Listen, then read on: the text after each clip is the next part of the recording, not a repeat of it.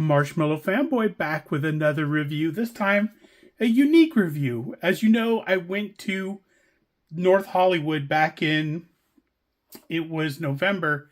I can't remember when I posted the video. I scheduled it, so it's out by now, but I met Iman Vellani, who plays Miss Marvel on the Marvels and on Miss Marvel Season 1, and of course the Miss Marvel from the comic books. And she wrote a series called The New Mutant. And she wrote that with Sabir Pirzada, who also wrote episodes of Miss Marvel, as well as episodes of Moon Knight. So they both teamed up on this title, and they were doing a wrap party for issue number 4 in North Hollywood. Now, when I first made this video, I did it as sort of an unboxing, and I was unboxing it, and I was commenting, and it was just a mess. I did a lot of stammering, a lot of repeating, a lot of ooh and unnecessary weirdness. That video will never see the light of day.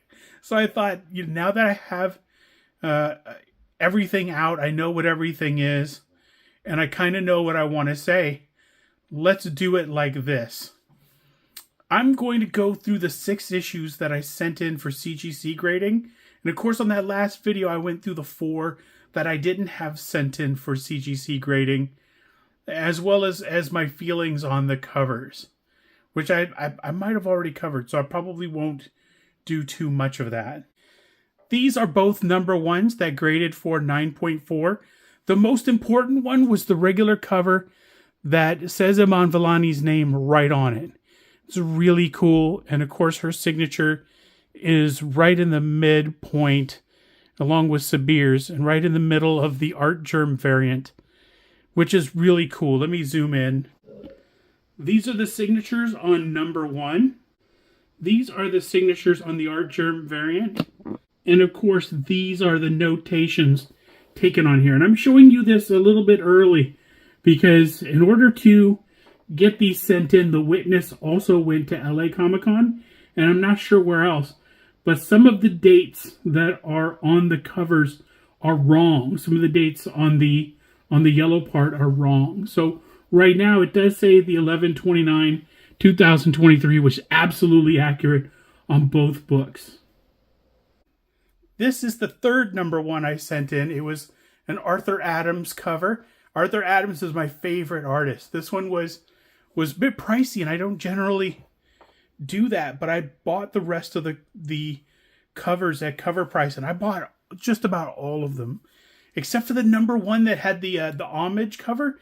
It had the misspelling on it. I thought, oh my god, I missed out on that. I didn't even see it in the comic stores. I had to go out to eBay to get some of the covers when I found out there was a signing. But of course, through the mail and things like that, you can't really quality control. As for number 2 was the one that I got, and I don't think I got multiple covers until I learned that she was doing a signing.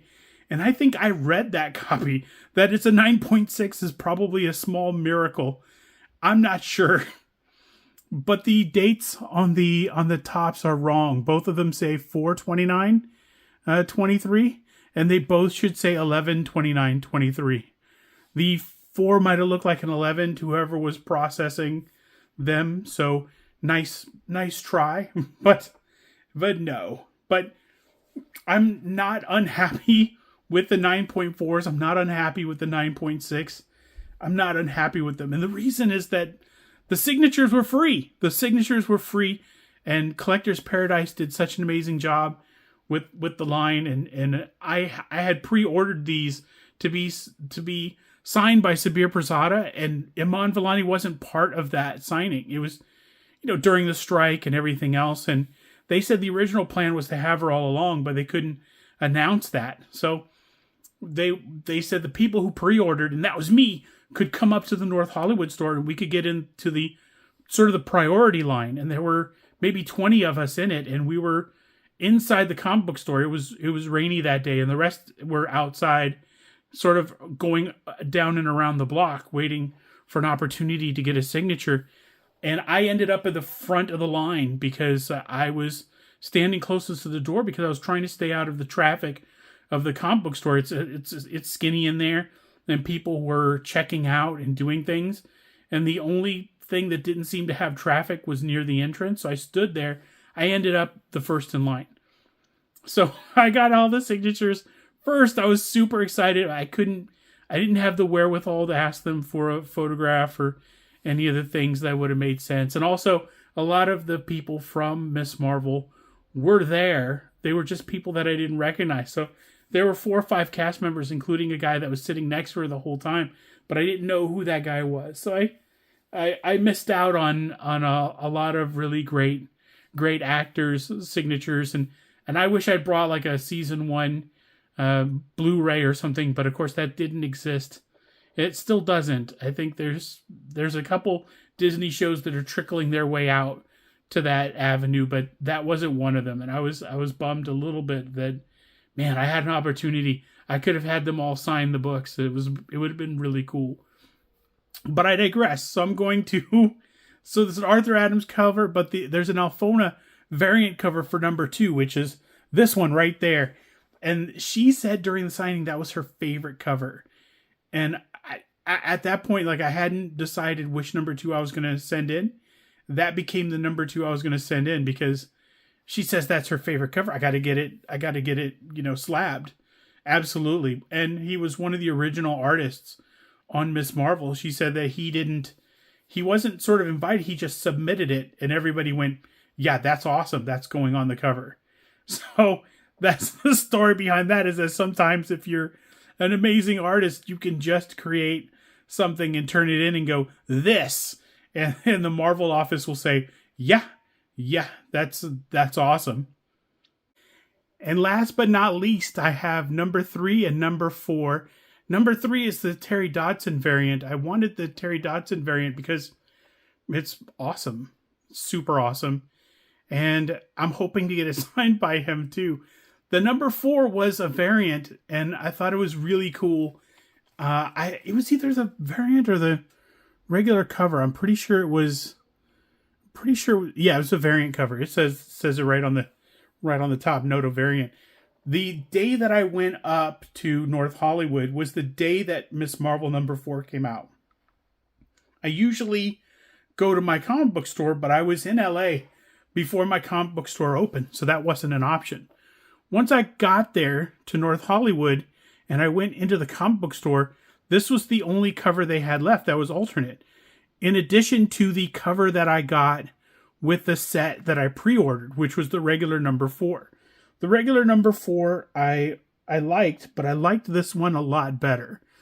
The throughout the series they're teasing the conflict with the Sentinels, and then at the end of number 3, number 4 is just going to be, Kamala versus Sentinel. So you're kind of excited, and I bought it there on the counter, and it graded for a 9.8. So that's awesome. The number 3 I brought graded for a 9.8. So I have a number 1 at 9.8. I have a number 2 at 9.6, and I have number 3 and number 4 at 9.8. But most importantly, I have 1 through 4 graded and signed by Iman Vellani and Sabir Pirzada.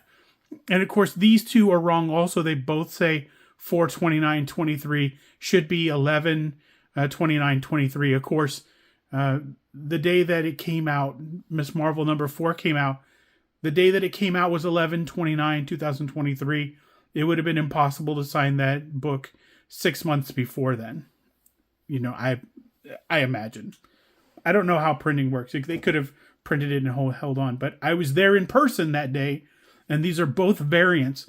So I could understand if one of them was signed by Sabir, maybe, back in April, the core set was, but I only turned in number 1. The rest of the covers that I turned in were all variant covers. So they were all signed by both of them that day in front of me. And I didn't do it on the last covers, but I'm going to zoom in on these covers so you can take a look at the signatures. But they are basically the same as the other ones. There they are right around the logo, which is very cool. And right there, Sabir in the sky and Iman right on the face of the Sentinel as though to say, haha, take that.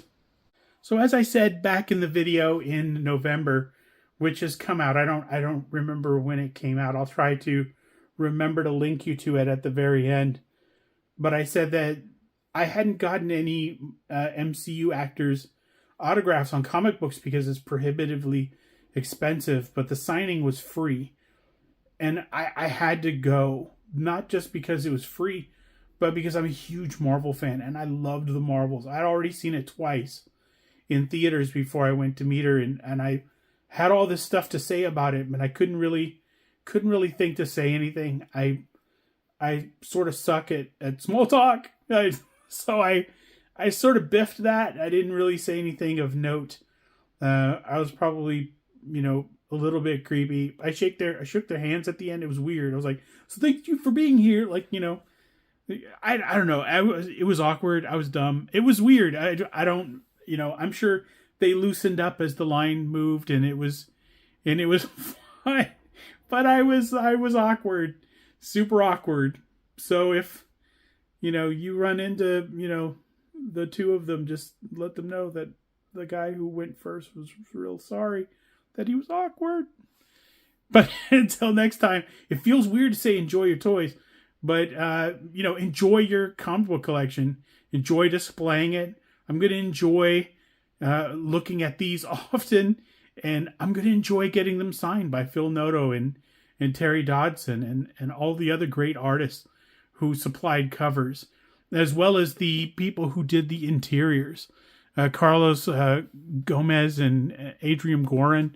If I'm reading that correctly, I'm reading that from a distance. So if I completely biff their names, then you can be like, oh, those names are super wrong. Chris is weird. Okay. So until next time, enjoy your comic books.